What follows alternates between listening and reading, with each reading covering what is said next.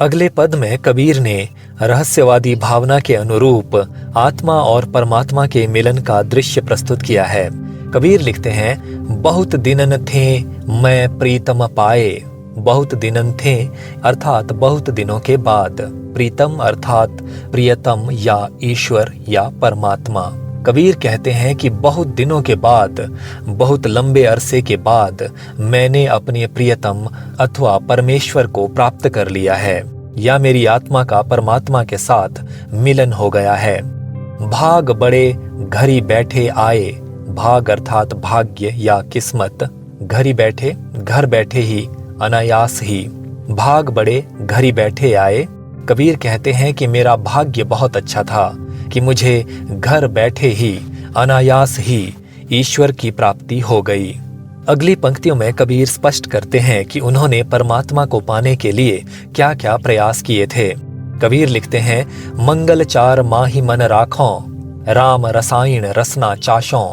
मंगल चार अर्थात मंगल गान या भजन कीर्तन, रसायन अर्थात रसायन या औषधि, रसना अर्थात जीभ, चाशों अर्थात चखा या स्वाद लिया।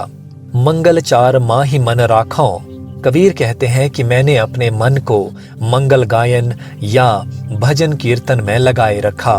राम रसायन रसना चाशों, और मैं राम नाम रूपी रसायन अथवा औषधि को अपनी जीभ से चखता रहा।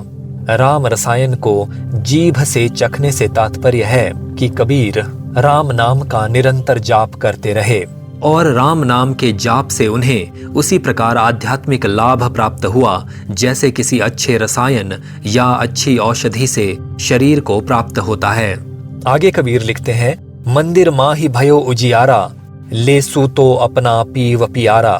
मंदिर अर्थात अंतर्मन या हृदय, उजियारा अर्थात उजाला, सूतो अर्थात सती या पतिव्रता। यहाँ पर पतिव्रता आत्मा की ओर संकेत है जो ईश्वर के अलावा और किसी का ध्यान नहीं करती। पीव अर्थात पिया, पति या स्वामी। मंदिर माही भयो उजियारा। कबीर कहते हैं कि मेरे अंतर्मन रूपी मंदिर में या मेरे हृदय में अचानक ही उजाला हो गया या ईश्वरीय कृपा की रोशनी भर गई। ले सूतो अपना पीव पियारा। कबीर अपनी आत्मा को संबोधित करते हुए कहते हैं कि हे मेरी पतिव्रता और सती आत्मा, तुम अपने प्यारे प्रियतम या अपने ईश्वर को प्राप्त कर लो, ईश्वर से मुलाकात कर लो या ईश्वर का साथ पाओ। मैं रनि राती जे निधि पाई, हम ही कहाँ यह तुम ही बड़ाई।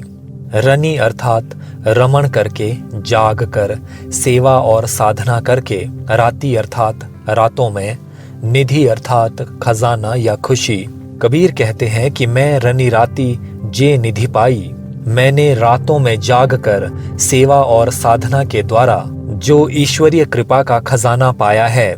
हम ही कहाँ यह तुम ही बड़ाई। कबीर ईश्वर को संबोधित करते हुए कहते हैं कि हे ईश्वर, मैंने आपकी कृपा का खजाना पाया है, इसमें मेरा कोई बड़प्पन नहीं है, बल्कि ये खजाना आपने मुझे भेंट किया है। ये आपका बड़प्पन है, आपकी ही महानता है। कहे कबीर मैं कछु न कीन्हा, सखी सुहाग राम मोहि दीन्हा। कीन्हा अर्थात किया, सुहाग अर्थात खुशी या सौभाग्य, राम अर्थात परमेश्वर। कहे कबीर मैं कछु न कीन्हा। कबीर कहते हैं कि मैंने कोई विशेष प्रयत्न नहीं किया। सखी, कबीर दूसरी आत्मा को सखी कहकर संबोधित करते हैं। सुहाग राम मोहि दीन्हा, ये जो खुशी है, ये जो सौभाग्य है और ये जो परमात्मा से मिलने का आनंद है, ये परमात्मा ने ही मुझे प्रदान किया है। इन पंक्तियों से ये अर्थ निकलता है कि कबीर अहंकार रहित होकर अपने आप को परमात्मा के प्रति समर्पित कर रहे हैं। वे किसी भी उपलब्धि का श्रेय नहीं लेना चाहते, बल्कि सारा श्रेय परमेश्वर को ही देते हैं।